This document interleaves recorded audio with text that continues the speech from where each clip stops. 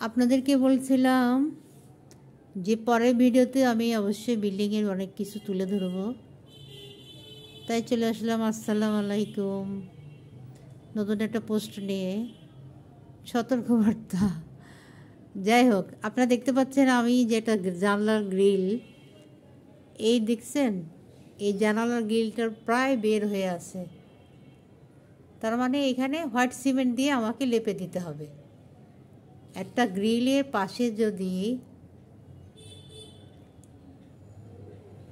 এই যে এখানে ফ্ল্যাট বার দিতে হয়, হ্যাঁ, রডের ফ্ল্যাট বারের সাথেই পুরো গ্রিলটা অ্যাডজাস্ট হয়ে থাকে। হ্যাঁ, সেটা তো ওরা করলোই না। আমাদের প্রতিটা জানালা ঠিক সেম, একই ধাঁচের। আপনি চিন্তা করতে পারেন এভাবে কি গ্রিল থাকে? আমি যদি এটাকে জোরে টান দিই, আপনি জানেন গ্রিল চলে আসে।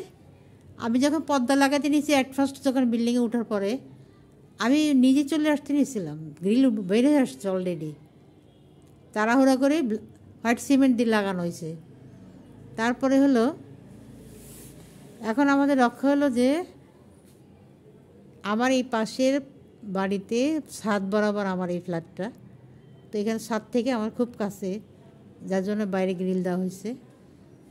আর এই যে দেখতেছেন থাই, অতি নিম্নমানের গ্লাস, অতি নিম্নমান।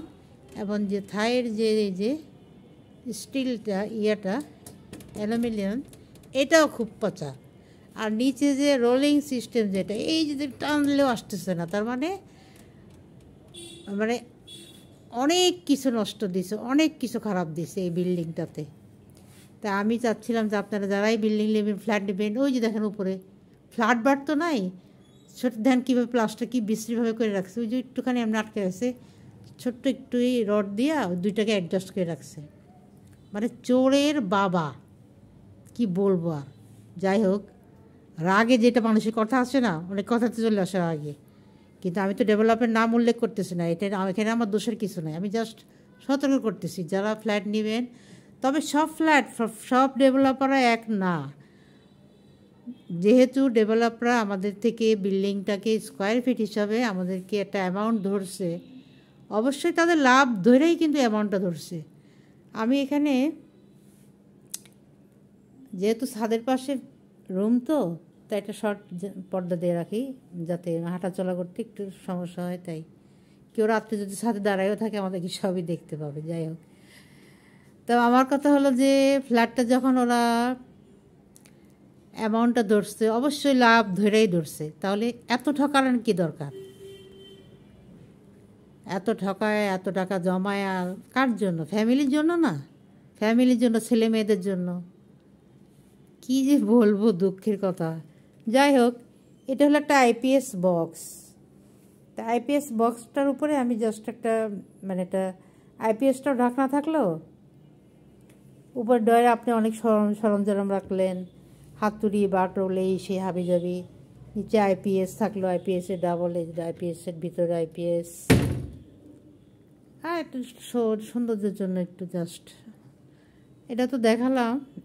প্রত্যেকটা গ্রিলে এমন, আর নতুন আর কি দেখাবো। যাই হোক, তারপর একটা জিনিস দেখাই। এই যে দেখেন, এখানে অলরেডি বের হয়ে গেছে। আমি এটাকে হোয়াইট সিমেন্ট দিয়ে ঢাকনা দিয়ে রাখছি, তাও পরে আবার দিতে হবে হয়তো। আর মেন রোডের কথা কীভাবে বলবো, সবচেয়ে দুঃখের বিষয়, মানুষের কোনো দিন মেন রোড কখনো এমন দেয়? এটা কিন্তু কাট না। যাই হোক, আসলে কি কথা বললে অনেক কথা। তা আমি ভাবতেছিলাম যে এত বেশি লং হয়ে যাবে, তো এতটুকুর মধ্যে শেষ করি।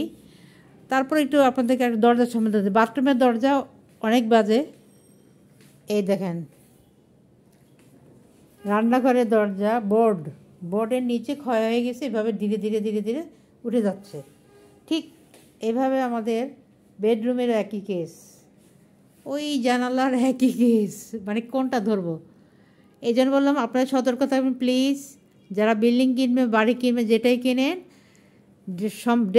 আর একটা কথা, ডেভেলপার যে ল্যান্ড হোল্ডার, সে অবশ্যই যত জ্ঞানী হতে হয়।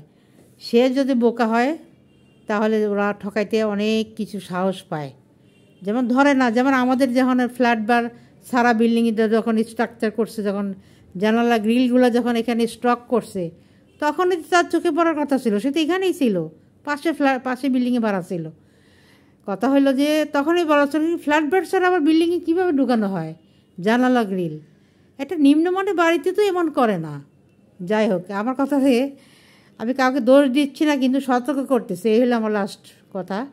এই বলে আমি আমার ভিডিও শেষ করতেছি। আপনারা সবাই সতর্ক থাকবেন।